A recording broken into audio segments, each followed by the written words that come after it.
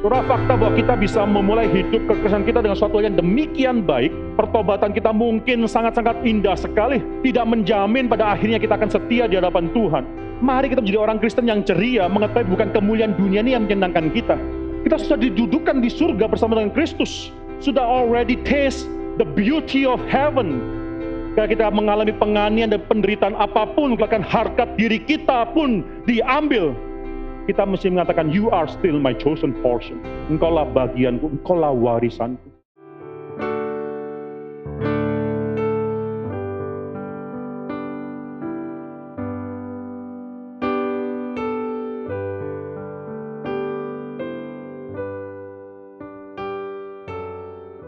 Hari ini kita akan masuk dalam eksposisi kitab Ibrani sekali lagi, saudara. Kita sudah masuk dalam Ibrani pasal yang ketiga. Minggu lalu kita sudah menyelesaikan Ibrani pasal 3, tapi masih ada message yang belum selesai. Jadi saya akan membacakan Ibrani pasal 3, 12-19 sekali lagi, dan saya ajak saudara untuk membacakan Ibrani pasal 4 ayat 1-5. Kita sudah mulai masuk dalam Ibrani pasal 4. Tapi saya akan terus ada beberapa poin dalam Ibrani pasal 3 yang masih harus diperjelas sekali lagi. Inilah firman Tuhan bagi kita pada pagi hari ini. Waspadalah hai saudara-saudara, supaya di antara kamu jangan terdapat seorang yang hatinya jahat dan yang tidak percaya oleh karena ia murtad dari Allah yang hidup. Atau orang yang hatinya jahat yang tidak percaya dan oleh sebab itu ia murtad atau jatuh daripada kasih daripada Allah yang hidup. 13, tetapi nasihatilah seorang akan yang lain setiap hari, selama masih dapat dikatakan hari ini, supaya jangan ada di antara kamu yang menjadi tegar hatinya karena tipu daya dosa. 14, karena kita telah beroleh bagian di dalam Kristus, asal saja kita teguh berpegang sampai kepada akhirnya, pada keyakinan iman kita yang semula. Tetapi apabila pernah dikatakan pada hari ini, jika kamu mendengar suaranya, janganlah keraskan hatimu seperti dalam kegeraman.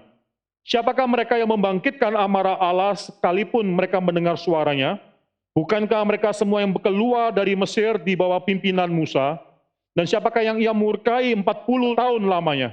Bukankah mereka yang berbuat dosa dan yang mayatnya bergelimpangan di padang gurun? Dan siapakah yang telah ia sumpahi bahwa mereka takkan masuk ke tempat perhentiannya? Bukankah mereka yang tidak taat? Demikianlah kita lihat bahwa mereka tidak dapat masuk oleh karena ketidakpercayaan mereka. Pasal 4 ayat 1-5 kita baca bersama-sama. Sebab itu, baiklah kita waspada, supaya jangan ada seorang di antara kamu yang dianggap ketinggalan, sekalipun janji akan masuk ke dalam perhentiannya, masih berlaku. Karena kepada kita diberikan juga kabar kesukaan, sama seperti kepada mereka. Tetapi firman pemberitaan tidak berguna bagi mereka, karena tidak bertumbuh bersama-sama oleh iman dengan mereka yang mendengarnya. Sebab kita yang beriman akan masuk ke tempat perhentian seperti yang ia katakan. Sehingga aku bersumpah dalam murkaku, mereka takkan masuk ke dalam perhentianku. Sekalipun pekerjaannya sudah selesai sejak dunia dijadikan. Sebab tentang hari ketujuh, pernah dikatakan di dalam suatu nas, dan Allah berhenti pada hari ketujuh dari segala pekerjaannya. Dan dalam nas itu kita baca, mereka takkan masuk ke tempat perhentianku. Mari kita tundukkan kepala dan kita berdoa. Bapa dalam surga, kami bersyukur karena kami sekali lagi dapat dikumpulkan dalam tempat ini untuk mendengarkan firman Tuhan. Kiranya Tuhan berkenan atas seluruh ibadah kami. Kami bukan hanya mau menikmati firman Tuhan, tapi kami juga mau dibentuk oleh firman Tuhan.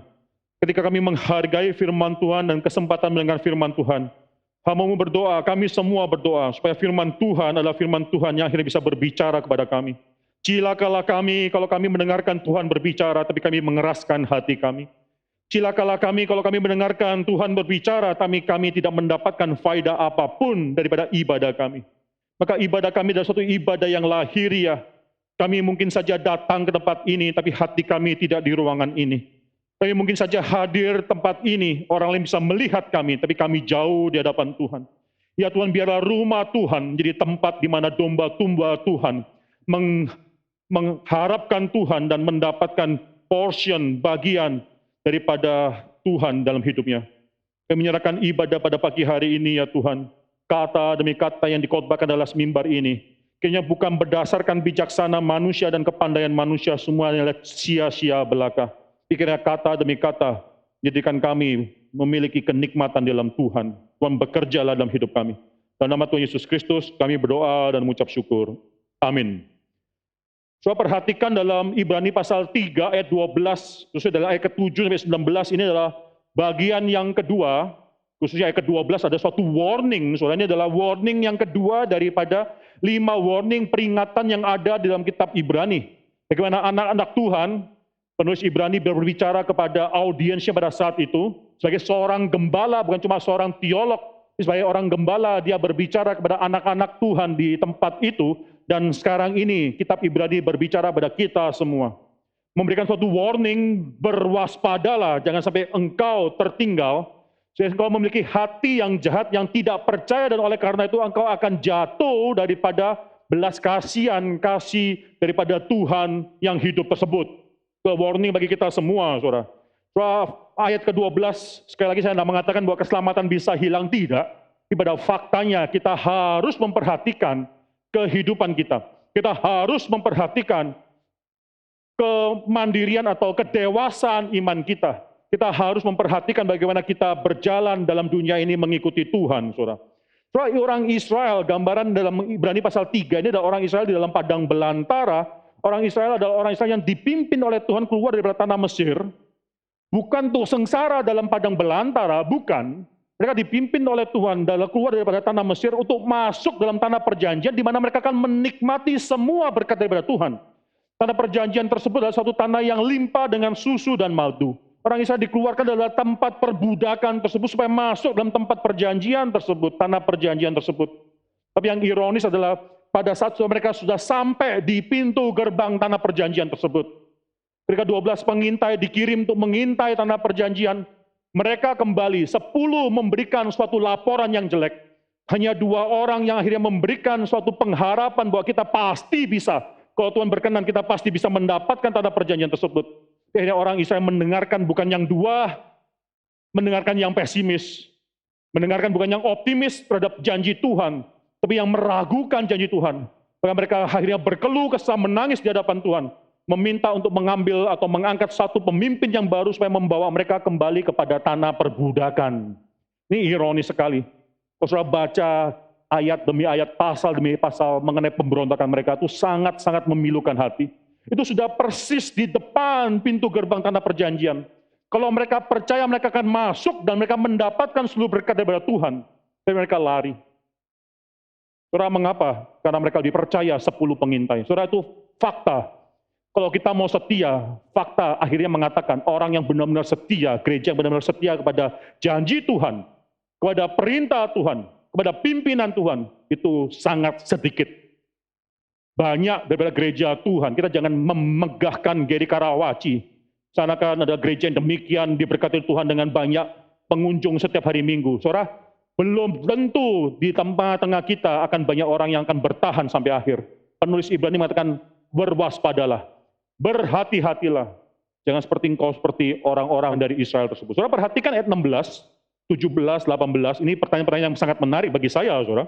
Siapakah mereka yang membangkitkan amarah Allah, sekalipun mereka sudah mendengarkan suaranya?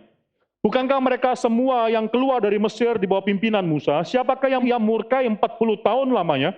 Bukankah mereka yang berbuat dosa dan yang mayatnya bergelimpangan di padang gurun? Siapakah yang telah ia sumpahi bahwa mereka takkan masuk ke tempat perhentiannya? Bukankah mereka yang tidak taat? Saudara, fakta bahwa kita bisa memulai hidup kekristenan kita dengan suatu yang demikian baik, pertobatan kita mungkin sangat-sangat indah sekali, tidak menjamin pada akhirnya kita akan setia di hadapan Tuhan. Orang Israel menerima fakta bahwa mereka keluar daripada tanah Mesir tersebut. Mereka menerima pimpinan Tuhan yang demikian indah sekali, tapi tidak menjamin mereka bisa masuk dalam tempat atau tanah perhentian daripada Tuhan tersebut, tanah perjanjian tersebut. Saudara, yang menarik di sini, saudara bisa melihat, belum tentu, saudara, di dalam gereja bisa saja kita merasakan karunia-karunia Tuhan yang demikian besar. Bisa saja saudara bisa mendapatkan demikian banyak berkat daripada Tuhan. Orang Israel mendapatkan demikian banyak berkat daripada Tuhan. Gereja bisa dipimpin oleh orang-orang yang ternama, yang besar bisa. Bahkan orang Israel yang keluar dari tanah Mesir dipimpin oleh seorang yang namanya Musa. Musa adalah nabi yang demikian paling dihargai, nabi yang besar, yang paling besar bagi orang Yahudi, saudara. Mereka dipimpin oleh Musa keluar dari tanah Mesir. Bahkan mereka dipimpin oleh Tuhan itu sendiri dengan tiang api dan tiang awan. Tapi tidak menjamin mereka bisa taat pada Tuhan. Yang menarik di sini saudara, kalau saudara perhatikan, mereka memang melihat semua mujizat-mujizat tersebut. Mereka melihat dalam 40 tahun, khususnya dalam tahun atau bulan-bulan pertama sebelum Tuhan menghukum mereka harus mengembara 40 tahun saudara. Maka mereka melihat semua pimpinan Tuhan dan mujizat Tuhan. Tapi Ibrani pasal 3, 16-18 tidak bicara mengenai mujizat satu kali pun. Tidak. Penulis Ibrani di sini mengatakan mereka yang sudah melihat segala sesuatu akhirnya mereka murtad. Enggak. Penulis Ibrani mengatakan mereka yang mendengar. Coba perhatikan ayat 16. Saudara. Siapakah mereka yang membangkitkan amarah Allah? Sekalipun bukan mereka melihat mujizat Tuhan. Bukan itu. Sekalipun mereka mendengar suaranya. Saudara. Coba bagi penulis Ibrani, orang-orang Israel yang keluar daripada tanah Mesir itu, mereka privilege terbesar mereka bukan melihat mujizat, bukan melihat tulah-tulah yang sudah Tuhan turunkan dalam tanah Mesir, bukan melihat semua penyertaan dan mujizat Tuhan di dalam padang belantara, tidak. Privilege terbesar mereka dalam mendengarkan suara Tuhan. Tapi mereka akhirnya tetap mengeraskan hatinya. So, privilege terbesar saudara pada hari Minggu ini adalah mendengarkan firman Tuhan. Tapi sangat mungkin sekali ada orang yang mengeraskan hatinya. So itulah suatu kemalangan yang terbesar. Penulis Ibrani mengatakan dalam ayat yang ke-7, jika kamu mendengarkan suaranya pada hari ini. Bukan jika kamu melihat mujizatnya, tidak. Jika kamu mendengarkan suaranya. Bersyukurlah gereja kalau bisa mendengarkan firman Tuhan. Bukan karena melihat mujizat-mujizat yang berbeda-beda, tidak. Bersyukurlah gereja kalau bisa mendengarkan firman Tuhan dan mengertinya, gereja yang diberkati oleh Tuhan. Tapi sangat malang sekali kalau kita hanya mendengarkan firman Tuhan tidak masuk. Saudara, remaja-remaja di sini yang hadir ke ibadah di sini, walaupun engkau muda, anak-anak kecil yang ibadah di tempat ini bersama dengan orang tuanya, walaupun engkau muda, jangan anggap bahwa tidak ada porsi firman Tuhan yang akan Tuhan berikan kepada engkau. Orang-orang tua yang beribadah bersama tempat ini, jangan sampai berita firman Tuhan tidak engkau dapatkan. Jangan sampai ketika saya bertanya kepada engkau, apa firman Tuhan yang kau dapatkan pada pagi hari ini? Kau mengatakan, saya sudah lupa, walaupun baru mendengarkannya. Jangan sampai ketika saya bertanya pada engkau, berkat firman Tuhan, apa yang kau dapatkan daripada ibadah kita pada pagi hari ini? Engkau katakan, saya tertidur pada pagi hari ini. Jangan, saudara. Karena kalau Tuhan mau membiarkan kau mengeraskan hatimu, ya biarkan engkau tidak diberikan belas kasihan daripada Tuhan. Saudara, bagaimana akhirnya kita harus memikirkan hal ini? Penting, saya rasa Ibrani pasal 3 memberitakan pada kita, penting bagi kita supaya bisa akhirnya setia sampai kita mati. Saudara. Penting bagi kita supaya akhirnya bisa terus memperjuangkan kesetiaan tersebut. Di manakah kunci daripada kita bisa memperjuangkan kesetiaan tersebut? Maka ayat ke-14, Ibrani pasal 3 ayat 14 memberikan kita dua kunci mengenai kesetiaan. Jadi bicara mengenai kesetiaan dan kesetiaan. Coba kita baca bersama-sama di Ibrani pasal 3 ayat 14. 1, 2, 3. Karena kita telah beroleh bagian di dalam Kristus, asal saja kita teguh berpegang sampai kepada akhirnya pada keyakinan iman kita yang semula. Saudara, kunci pertama supaya kita bisa setia, bukan karena kita diberkati oleh Tuhan. Bahkan kalau saudara perlihat, dalam Ibrani pasal 3 ayat 6, kuncinya bukan karena kita adalah rumah Tuhan. Kuncinya adalah karena kita sudah mendapatkan bagian di dalam Kristus, dan oleh karena itu, baru kita menjadi rumah Tuhan. Kunci di sini yang dipegang atau dikatakan oleh penulis kitab Ibrani adalah engkau sudah berbagian di dalam Kristus. Engkau sudah mendapatkan Kristus. So, sangat cilaka sekali kalau ada ajaran-ajaran yang mengatakan mari kita mengejar sukses. Mari kita mengejar kenikmatan daripada dunia ini. Yang harus kita kejar adalah perasaan atau pengakuan, pengertian bahwa kita sudah mendapatkan Kristus itu sendiri. Bukan hal yang lain, tapi mendapatkan Kristus itu sendiri. So, dalam Kejadian pasal 15 ayat 1, coba kita buka, saudara. Kejadian pasal 15 ayat 1, ada satu kalimat yang demikian menarik yang bisa diterjemahkan dalam dua pengertian yang berbeda. Kejadian pasal 15 ayat 1. Saya bacakan bagi saudara sekalian. Kemudian datanglah firman Tuhan kepada Abraham dalam suatu penglihatan. Janganlah takut Abraham, akulah perisaimu, upamu akan sangat besar. So, di sini saudara, ini pengertian salah satu terjemahan, tapi ada terjemahan yang lainnya. Tapi kalau kita berdasarkan terjemahan yang ini, agak sangat aneh, janganlah takut Abraham, akulah perisaimu. Lalu dikatakan upahmu akan sangat besar. Apa hubungannya Abraham jangan takut dengan upah yang sangat besar? Saudara, maka ada terjemahan yang lain, saudara bisa lihat dalam King James Version, dalam NIV, atau juga dalam salah satu terjemahan dalam bahasa Indonesia. Janganlah takut, hai Abraham, akulah perisaimu dan upahmu yang sangat besar itu. Mengapa Abraham tidak perlu takut? Bukan cuma Tuhan adalah perisai dia, bukan karena Tuhan sudah menjanjikan upah yang besar, mungkin keturunan yang besar, tidak.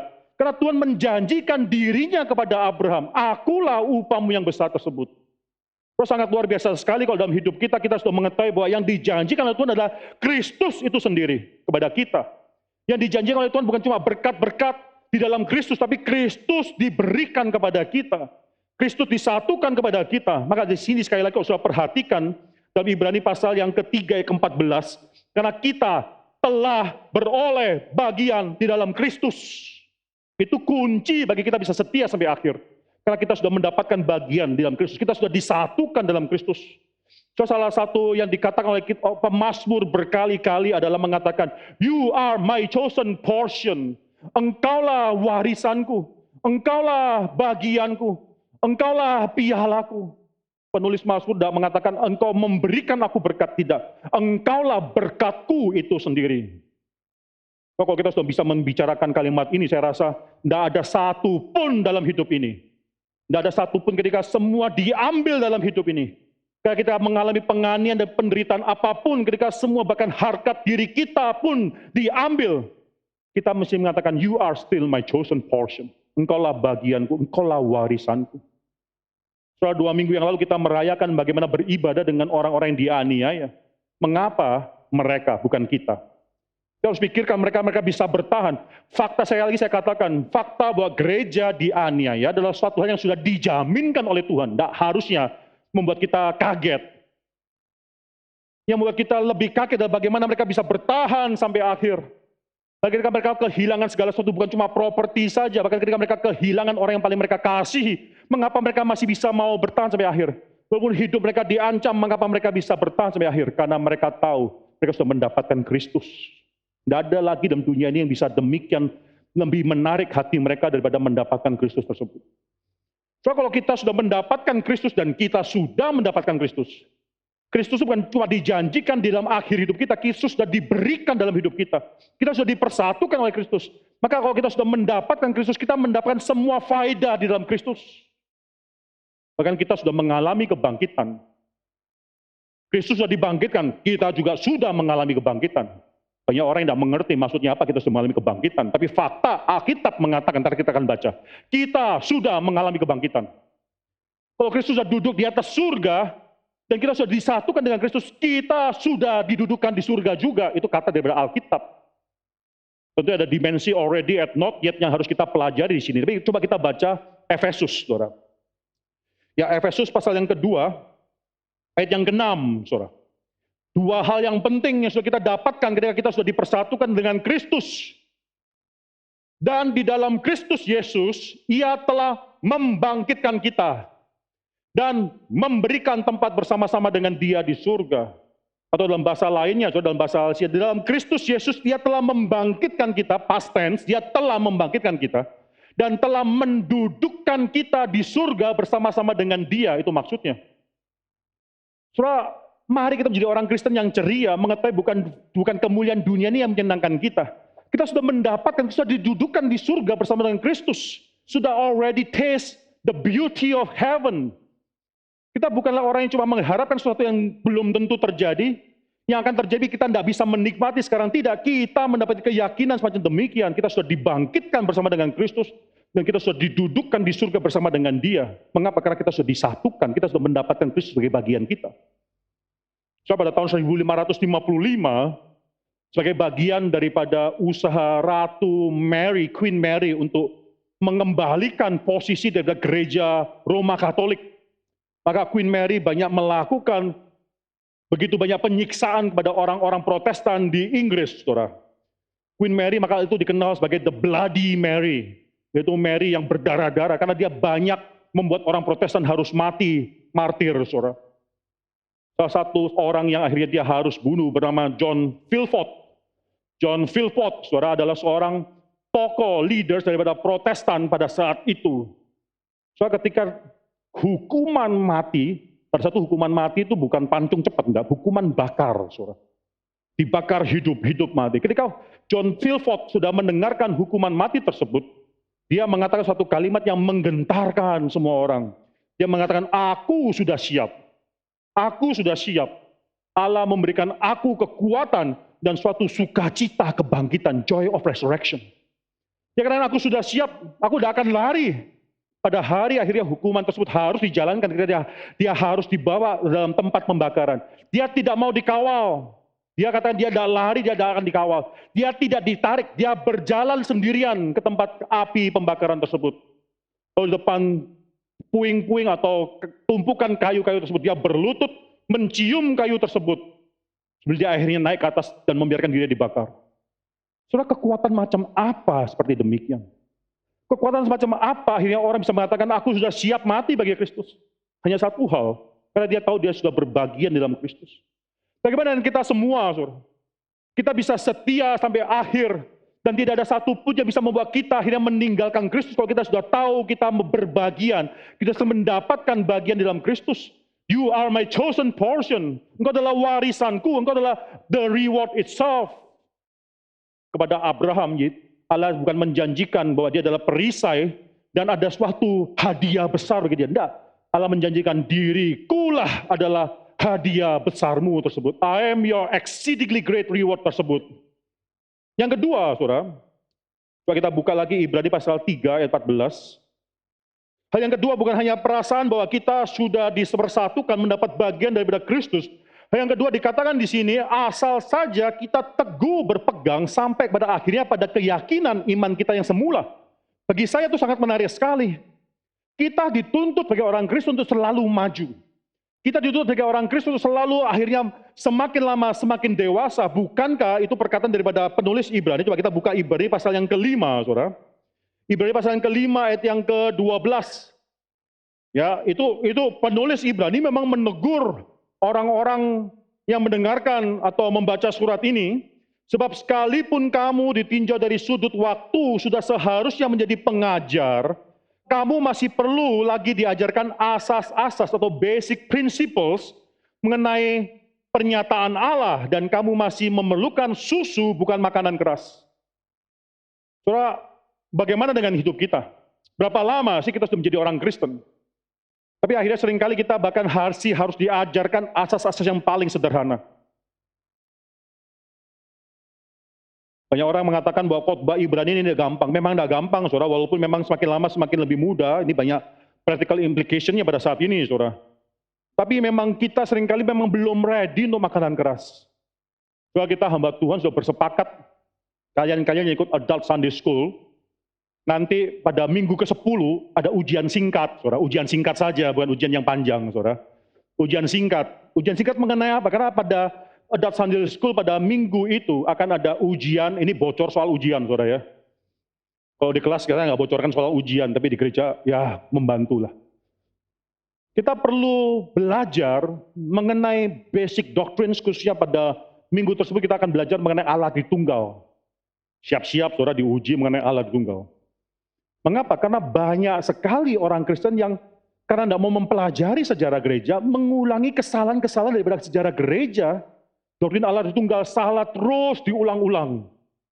Sekarang ini banyak sekali gereja yang masih salah mengerti Allah Tritunggal. Saya agak kaget, bukankah engkau tinggal melihat apa yang ada di dalam sejarah gereja dan jangan mengulangi lagi apa yang terjadi di sejarah gereja tapi tidak dilakukan, dan oleh karena itu mereka mengulangi kesalahan. Kita akan lihat nanti pada minggu ke-10 tanggal 8 Desember kita memberikan ujian bagi mereka yang ikut Adult Sunday School. Yang tidak ikut Adult Sunday School jangan happy, saudara. Ujian lebih berat lagi minggu depannya bagi saudara sekalian, saudara ya. Saudara, kita perlu diuji untuk tahu bagaimana kita sudah maju atau belum. Saudara, penulis Ibrani memang mengatakan bahwa orang-orang tersebut mereka masih adalah orang-orang yang masih makan makanan yang susu yang sangat lembut, belum makanan yang keras. Engkau harus bertumbuh. Coba kita buka 1 Petrus pasal 3 15. Di sini saudara ada 7 prinsip mengenai apologetika. Dalam satu ayat ini 7 prinsip mengenai apologetika. Saya tidak membahas 7 prinsip tersebut, saudara, tapi ada satu bagian yang penting. Ya saya bacakan, tetapi kuduskanlah Kristus di dalam hatimu sebagai Tuhan dan siap sedialah pada segala waktu untuk memberi pertanggungan jawab kepada tiap-tiap orang yang meminta pertanggungjawaban dari kamu tentang pengharapan yang ada padamu, tapi haruslah dengan lemah lembut dan hormat. Saya fokuskan sekali lagi dalam kalimat yang ini, saudara, siap sedialah pada segala waktu untuk memberi pertanggungan jawab kepada tiap-tiap orang yang meminta pertanggungan jawab kepada kamu tentang pengharapan yang ada padamu. Maksudnya apa? Iman orang Kristen, pengharapan orang Kristen adalah satu pengharapan yang bisa dipertanggungjawabkan. Kita bukan cuma, ya karena aku asal percaya, tidak. Ada orang-orang yang datang kepada kita dan bertanya, mengapa kamu percaya hal tersebut? Di sana, saudara, iman orang Kristen adalah iman yang bisa dipertanggungjawabkan, iman yang rasional yang bisa dipertanggungjawabkan. Sekali lagi, saudara, orang Kristen adalah orang yang harus rasional. Orang yang rasional seharusnya orang yang Kristen. Tidak harus dipertentangkan orang yang rasional dan orang yang Kristen, tidak harus. Kita semua yang percaya pada Tuhan, seharusnya kita mempertanggungjawabkan akal budi kita. Karena itu adalah bagian daripada kita mencintai Tuhan. Tapi kita bukanlah orang yang rasionalistik. Orang yang rasionalistik adalah mengabsolutkan akal budi sebagai penentu segala sesuatu. Kita bukan orang seperti demikian. So di sini dalam 1 Petrus pasal 3:15 dikatakan bahwa iman kita bisa dipertanggungjawabkan. Bahkan kita harus mempertanggungjawabkan setiap saat ketika ada orang yang bertanya pada kita. Kita harus mempersiapkan diri kita sedemikian rupa sehingga kita bisa menjawab pertanyaan mereka. Kita harus bertumbuh. Tetapi seringkali kita lupa ketika kita bertumbuh, akhirnya kita lebih suka hal-hal yang lainnya lebih daripada hal-hal yang paling sederhana berkaitan dengan kasih kita yang mula-mula. Saudara, dalam adult Sunday School yang saya pimpin ada orang yang bertanya, saudara, apa yang harus kita lakukan kalau kita lebih mencintai buku-buku teologi lebih daripada Alkitab? Momentum dengan demikian banyak berkat di dalam toko buku Momentum, banyak sekali literatur, buku-buku yang demikian penting, demikian indah. Bisa saya membuat kita akhirnya terpikat pada buku-buku tersebut lebih daripada Alkitab, dan itu mungkin fakta terjadi dan begitu banyak diri orang Kristen. Kita akhirnya lebih menyukai buku-buku teologi yang menjelaskan Alkitab daripada Alkitab itu sendiri. Kalau saya katakan kepada dia, salah satu jawaban saya secara singkat adalah ada dua kesalahan yang buat akhirnya kita jauh daripada Alkitab. Kesalahan pertama adalah kita menganggap bahwa Alkitab itu terlalu sulit, sehingga kita tidak mungkin bisa mengertinya. Sehingga akhirnya apapun yang kita lakukan, kita toh tidak mungkin bisa mengerti. Makanya kita semakin lama dibuat semakin tidak merasakan penting dalam membaca Alkitab. Kesalahan kedua adalah kita merasa Alkitab, dan ini seringkali terjadi di diri orang Kristen Reform, gereja Reform. Alkitab terlalu gampang. Sehingga apa? Kita lebih suka baca buku-buku teologi yang menjelaskan Alkitab, komentator-komentator yang menjelaskan Alkitab, komentari mereka. Bahkan juga akhirnya kita lebih suka membaca buku-buku teologi yang menjelaskan Alkitab lebih daripada Alkitab itu sendiri. Saya katakan bahwa dua hal ini harus bertobat. So, poinnya adalah Alkitab itulah suara Tuhan, di mana sang Tuhan berbicara pada kita. Maka anak yang mengasihi Tuhan, mengasihi suara Tuhan, mengasihi firman Tuhan. Soal yang menarik dalam Ibrani pasal 3, coba kita buka sekali lagi, Ibrani pasal 3 ayat yang ke-14 ini dikatakan, ya asal saja kita teguh berpegang sampai kepada akhirnya pada keyakinan iman kita yang semula. Ini kesulitan daripada banyak orang Kristen, bagaimana kita dituntut terus maju dalam pengertian kita, terus berakar semakin lama semakin mendalam, tapi tetap memiliki kesegaran yang mula-mula. Nah, itu luar biasa sekali. Seringkali ada orang yang sudah menikah, saudara, pas menikah itu dunia tampaknya baru, totally new. Itu sangat indah sekali, sangat manis sekali, semua dialami berdua.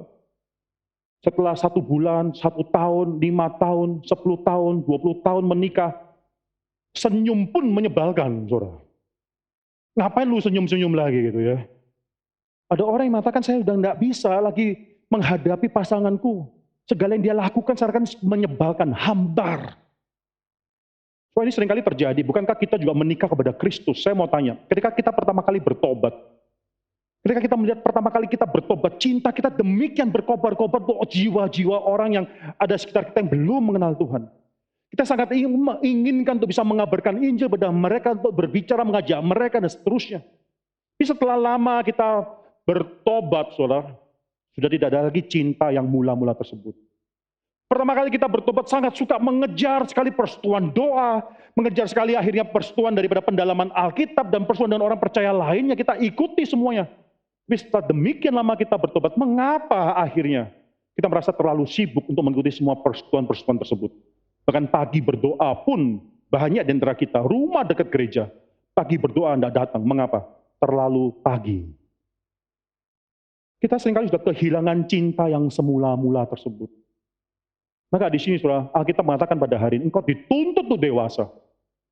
Ibrani pasal 5, engkau harus mulai bisa makan makanan yang keras, bukan cuma susu saja.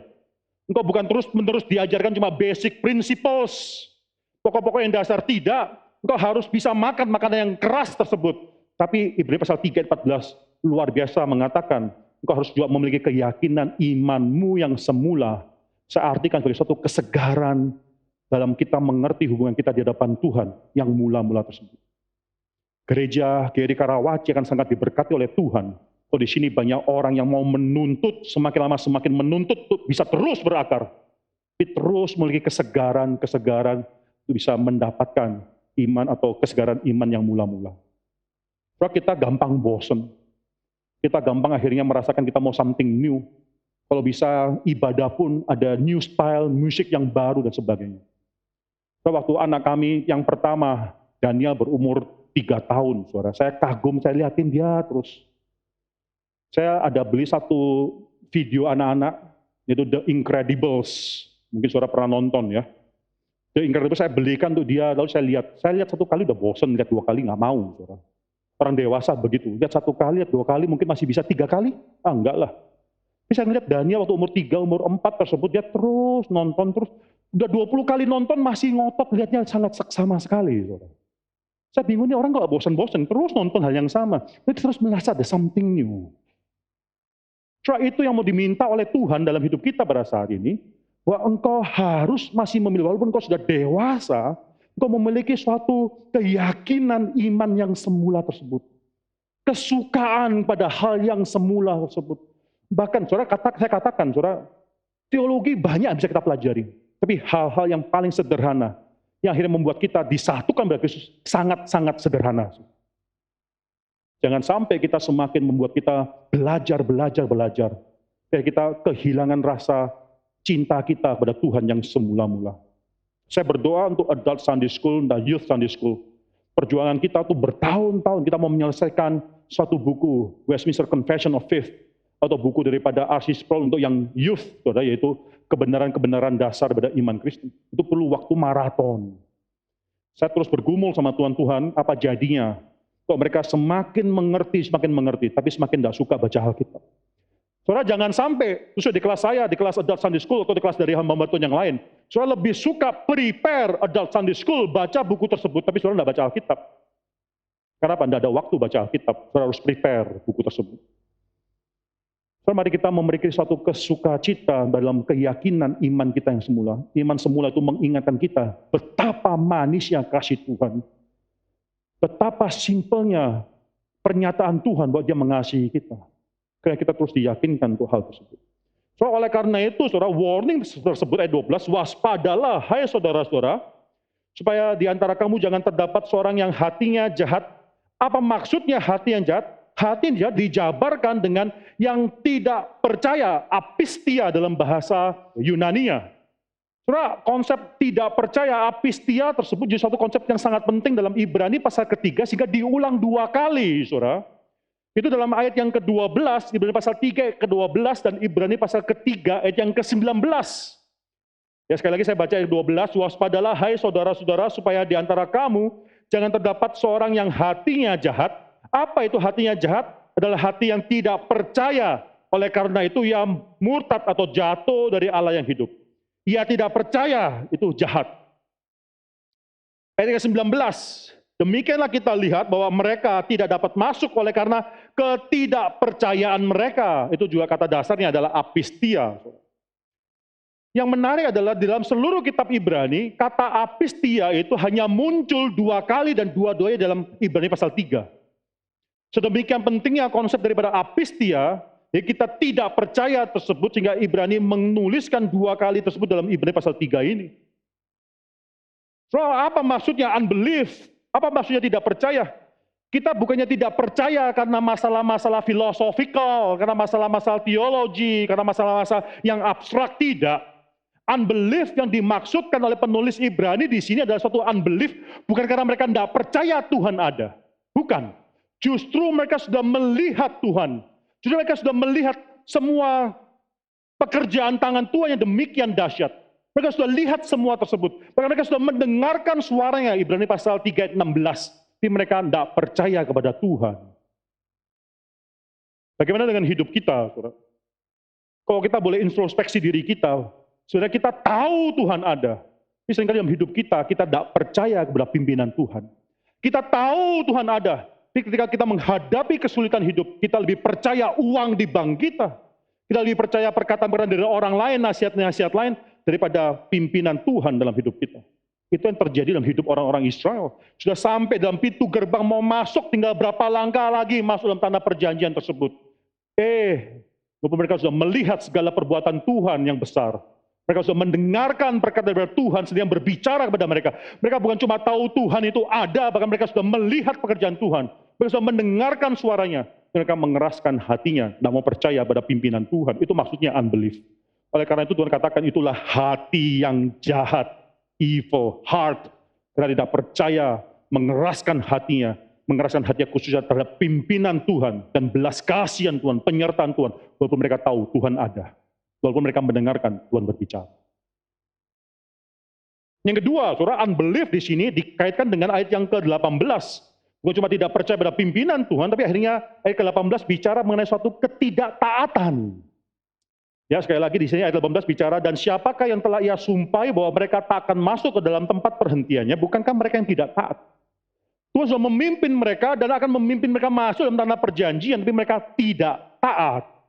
Itulah unbelief. So, dalam hidup kita mengetahui mengenai perintah Tuhan, kita sadar bahwa Tuhan sudah memimpin kita, ada rencana Tuhan, tapi kita tidak mau taat, kita mengeraskan hatinya, kita lebih mentaati kemauan diri kita. Itulah unbelief di hadapan Tuhan, yang mengatakan engkau sudah mengeraskan dirimu, engkau sudah mau melunakkan dirimu di hadapan Tuhan yang sedang berbicara pada engkau. Maka daripada itu, saudara, kalau kita masuk dalam Ibrani pasal 4, Ibrani pasal 4 ayat yang ke-1, Ibrani pasal 4 ayat yang ke-11, saudara, itu bicara mengenai dua hal ini, unbelief dan juga disobedience, ketidaktaatan. Ya, 3 ayat 19 bicara mengenai ketidaktaatan, demikianlah kita lihat bahwa mereka tidak dapat masuk oleh karena ketidakpercayaan mereka. Lalu 4 ayat 1, ketidakpercayaan daripada orang-orang Israel seharusnya membuat kita takut. Sebab itu baiklah kita waspada, dalam bahasa aslinya, sebab itu marilah kita takut, itu maksudnya. Sebab itu marilah kita takut supaya jangan ada seorang di antara kamu yang dianggap ketinggalan sekalipun janji akan masuk dalam perhentian yang masih berlaku. Orang Israel yang sudah mendengarkan firman Tuhan tersebut, yang sudah mendengarkan suara Tuhan, yang melihat kehadiran Tuhan dengan tiang api dan tiang daripada awan tersebut. Mereka mengeraskan hati, mereka tidak mau percaya. Oleh karena itu marilah kita takut, itu maksud dari penulis Ibrani. Marilah kita menganggap diri kita lemah. Marilah kita sama-sama takut. Jangan anggap enteng segala proses Tuhan dalam memproses hidup kita. Jangan anggap enteng segala kesempatan kita mendengarkan firman Tuhan. Saudara, ayat yang ke-18 bicara mengenai disobedience. Dan siapakah yang telah ia sumpahi bahwa mereka tak akan masuk ke tempat perhentiannya, bukankah mereka yang tidak taat? Nanti dikaitkan dengan ayat ke-11, saudara. Ini penutup daripada ayat 11. Karena itu, baiklah kita berusaha untuk masuk ke dalam perhentian itu supaya jangan seorang pun jatuh karena mengikuti contoh ketidaktaatan itu juga. Ketidakpercayaan orang Israel harusnya membuat kita gentar di hadapan Tuhan. Ketidaktaatan mereka, disobedience mereka harusnya membuat kita jangan sampai kita juga disobedience dengan mereka. Itu maksud daripada Ibrani pasal 4 ayat 1 sampai 11. Maka di sini saudara perhatikan, takut apa? Fear what? Baiklah kita takut. Takut apa? Maka di sini disatakan di ayat ini, supaya jangan ada seorang di antara kamu yang dianggap ketinggalan. Ketinggalan apa? Yaitu ketinggalan janji akan masuk ke dalam perhentiannya juga masih berlaku sekarang. Saudara, ada beberapa hal yang bisa kita pelajari di sini. Saudara, ada 4 hal yang bisa kita pelajari dari Ibrani pasal 4 ayat 1 dan ayat seterusnya, beberapa ayat seterusnya. Yang pertama, saudara, 4 ayat 1 mengatakan bahwa kita adalah suatu keharusan pentingnya supaya kita bisa bertahan, persevere till the end, bertahan sampai akhir, saudara. Sekali lagi, saudara baca di sana, baiklah kita waspada atau marilah kita merasa takut supaya jangan ada seorang pun di antara kamu yang dianggap ketinggalan sekalipun janji akan masuk ke dalam perhentiannya itu masih berlaku. Jangan sampai ketinggalan, jangan sampai engkau tidak bisa masuk. Sudah sampai di pintu gerbang daripada tempat peristirahat kekal tersebut, engkau akhirnya tidak bisa masuk. Itu adalah suatu peringatan Tuhan supaya kita tekun sampai akhir. Saya akan bacakan dalam bahasa Inggrisnya, ESV, saudara, Ibrani pasal 4 ayat 1. Therefore, while the promise of entering his rest still stands, let us fear, lest any of you should seem to have failed to reach it. Jangan sampai engkau tidak bisa mencapainya. Ya, mari kita merasa takut. Saudara, perseverance adalah suatu yang sangat penting yang harus dimiliki oleh orang-orang yang beriman kepada Tuhan. Saudara, kita jangan ditipu oleh setan, lalu mengatakan bahwa doktrin reform karena semua adalah pekerjaan Tuhan, karena iman adalah daripada Tuhan, maka kita tidak perlu melakukan segala sesuatu. Tidak. Saudara, karena Tuhan sudah memberikan iman kepada kita, Filipi pasal 2 ayat 12 mengatakan, karena itu kerjakanlah keselamatanmu dengan taat. Mari kita buka Filipi pasal 2. Filipi pasal 2 ini harus kita mengerti dengan jelas, saudara. Filipi pasal 2 ayat 12, hai saudara-saudaraku yang kekasih, kamu senantiasa taat, karena itu tetaplah kerjakan keselamatanmu dengan takut dan gentar.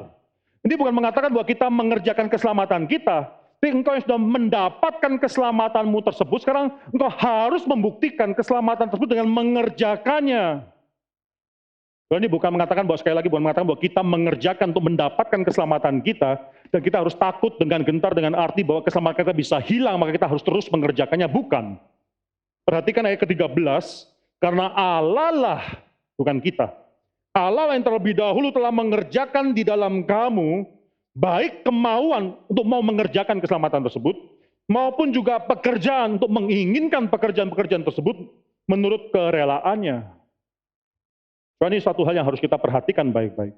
Sekali lagi saya katakan, diktum, prinsip daripada orang reform. Memang we are saved by faith alone, but the faith that saves is never alone. Itu perkataan daripada orang reform. Ya, kita memang diselamatkan oleh karena iman saja, tapi iman yang menyelamatkan tidak datang sendirian. Dia datang dengan demikian banyak perbuatan baik. Yakobus mengatakan iman tanpa perbuatan adalah mati. Oleh karena itu engkau harus membuktikan pada orang sekitar kamu bahwa imanmu adalah iman yang benar daripada Tuhan. Melalui apa? Engkau persevere till the end. Ini suatu hal yang sangat penting sekali, saudara. Saudara, dalam konteks daripada Ibrani pasal 4 ini seakan-akan gambarnya adalah racing, saudara, perlombaan, athletic racing.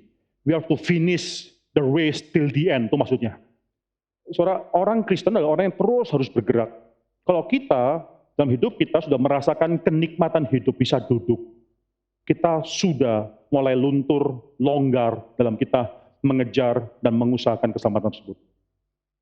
Ya, dalam hidup orang Kristen kita harus terus bergerak. Ini salah satu alasan di mana Abraham tidak pernah mendirikan kota bagi dirinya sendiri, walaupun dia bisa mendirikan kota. Saya perkirakan household-nya Abraham itu kira-kira 1.500 orang, 1.200, 1.500 orang. Dan ketika tahun 1970-an, arkeolog menemukan yang namanya kota Sodom. Itu karena puing-puingnya terbakar dengan belerang. Saudara. Dia menemukan kota Sodom, itu kira-kira kota Sodom itu hanya diperkirakan 1.200-1.500 orang saja. Abraham bisa qualified mendirikan kota dan benteng-benteng kota. Bahkan Abraham dengan 318 orang yang sudah dilatih dalam keluarganya, mengalahkan 4 kerajaan daripada Mesopotamia, Kejadian pasal 14. Luar biasa Abraham. Tapi dia tidak pernah mendirikan satu kota pun. Dia tidak pernah mendirikan benteng atau tembok. Dia tidak mendirikan rumah. Dia mengembara, terus bergerak, terus bergerak. Tidak pernah feel at home, karena dunia ini memang cuma tempat mengembara saja.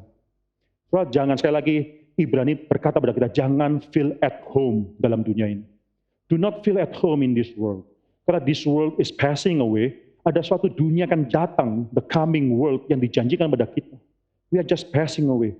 Do not feel too comfortable dalam dunia ini. Itu maksud daripada Ibrani pasal 4. Terus persevere till the end. Dengan cara apa? Terus berjalan, terus berjalan. Jangan sampai dunia ini akhirnya memanggil kita dan buat kita akhirnya tertancap dalam dunia ini.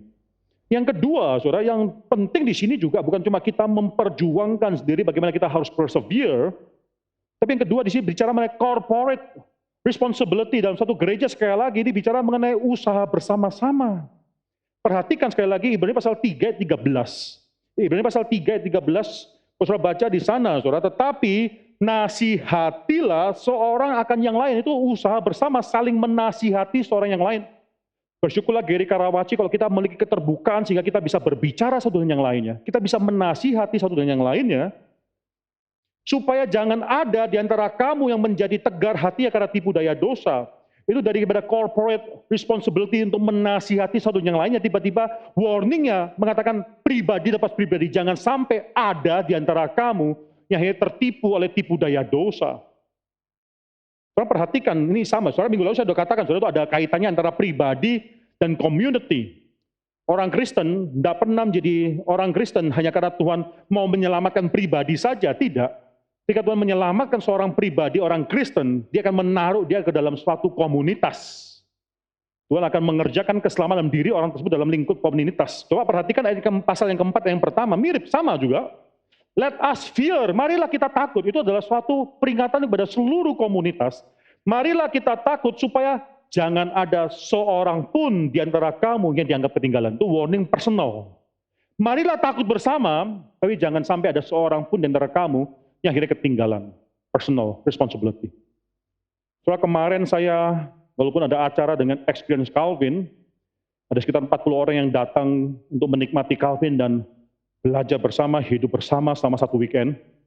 Saya setelah di kelas saya ada seorang murid CIT sendiri, saya tidak perlu sebut nama. Seorang murid CIT sendiri akhirnya bertemu dengan saya dan konseling 1 jam dengan saya. Dan dia mengatakan dia tidak mengatakan, dia mencoba. Karena saya mengatakan dalam kelas itu, saya mengatakan bahwa kita sebagai orang Kristen, kita jangan mau terima cuma worldview, presuposisi daripada orang-orang ateis. Mereka ada orang-orang yang karena ateis, mereka ada orang yang materialisme, pandangan worldview-nya, mereka ada orang yang naturalisme. Kita harus menantang worldview mereka tersebut, mengatakan bahwa you are doing something yang tidak konsisten dalam hidup kamu. Worldview-mu materialisme, tapi engkau tidak mengatakan semua, dalam hidupmu tidak mengatakan semua dalam dunia ini adalah dunia materi saja. Saudara, saya bicara banyak.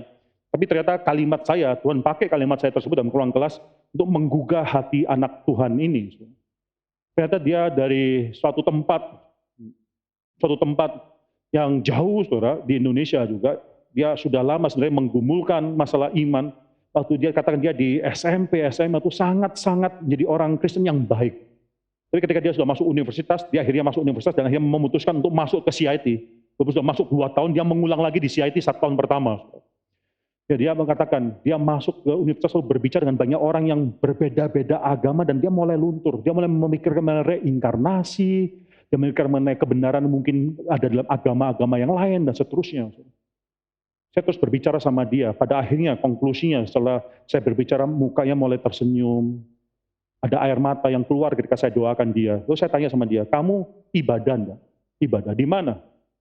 Di pusat KU2, Federasi Bentong. Saya tanya, kamu selain ibadah, apa yang kamu lakukan? Kamu ada persekutuan orang percaya enggak? Dia diam.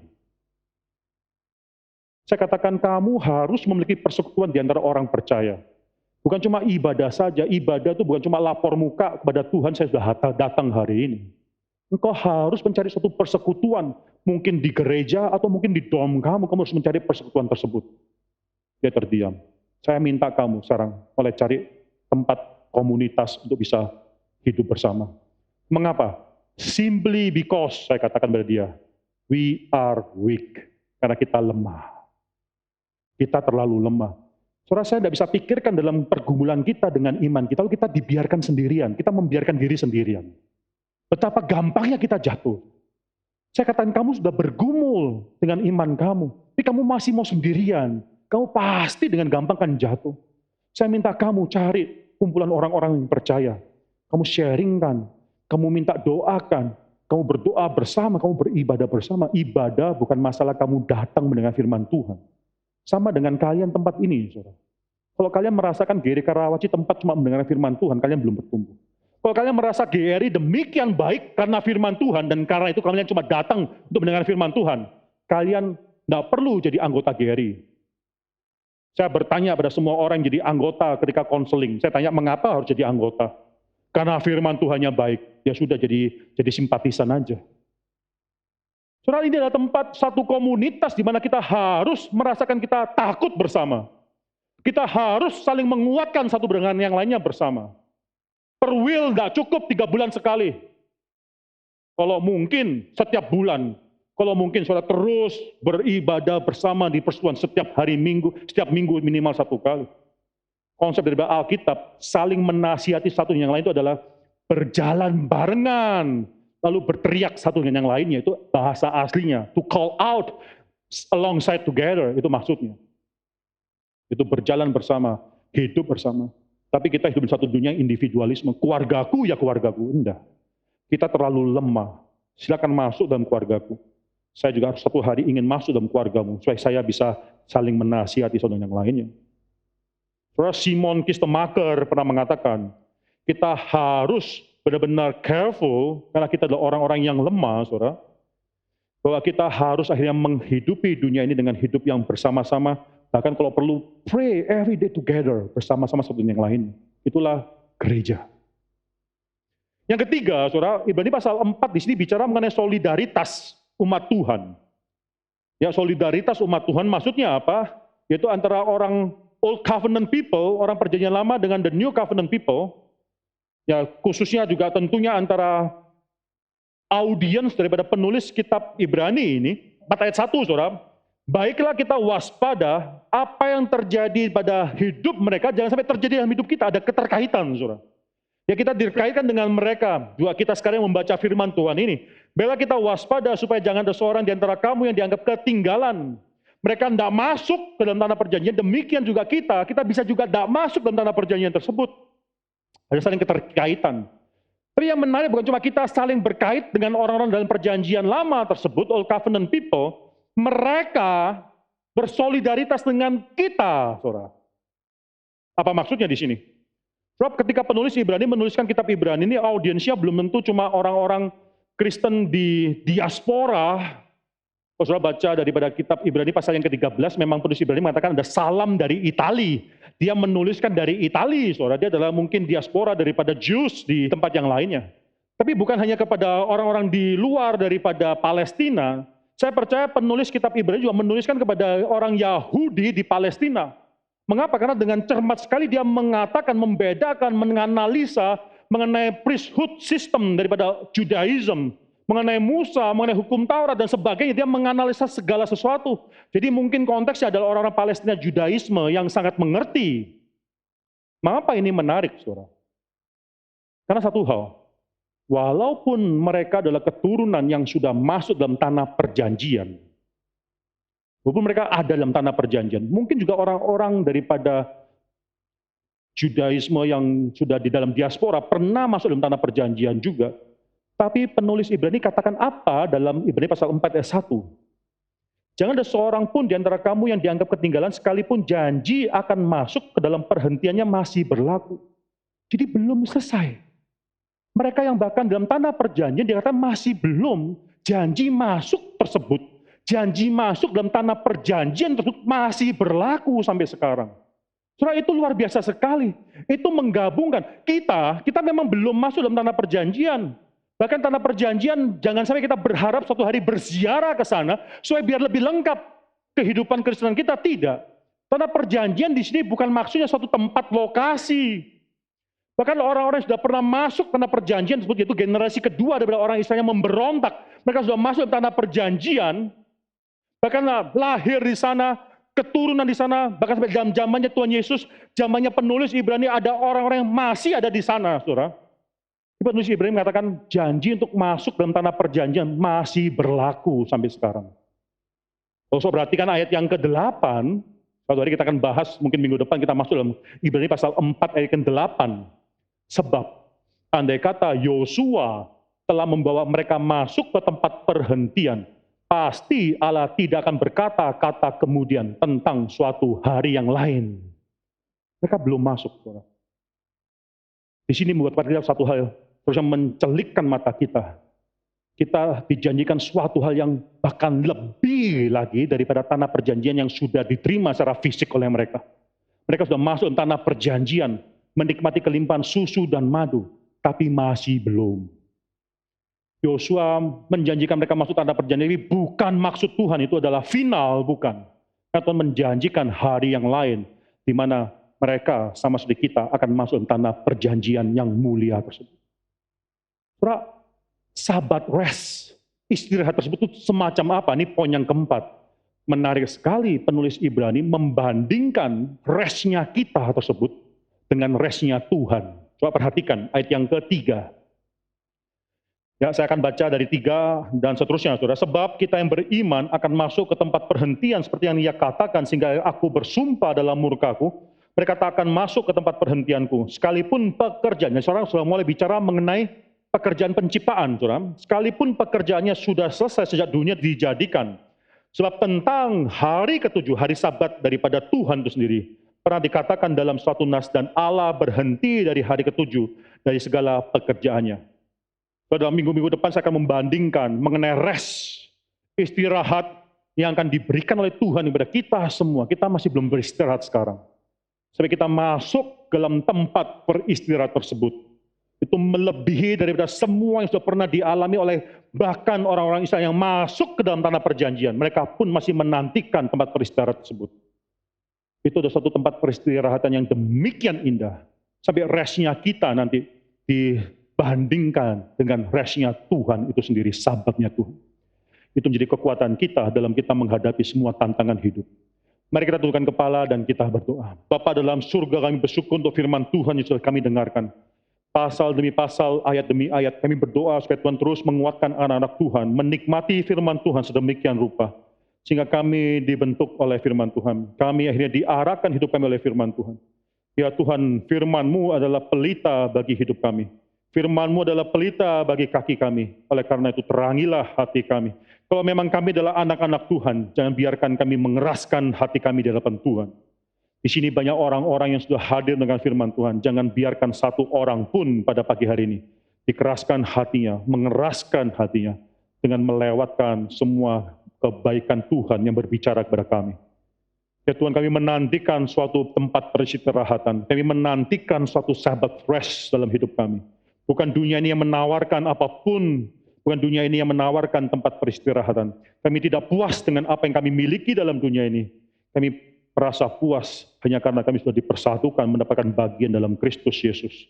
Misalkan semua dalam tangan Tuhan. Dalam nama Tuhan Yesus Kristus kami berdoa mengucap syukur. Amin.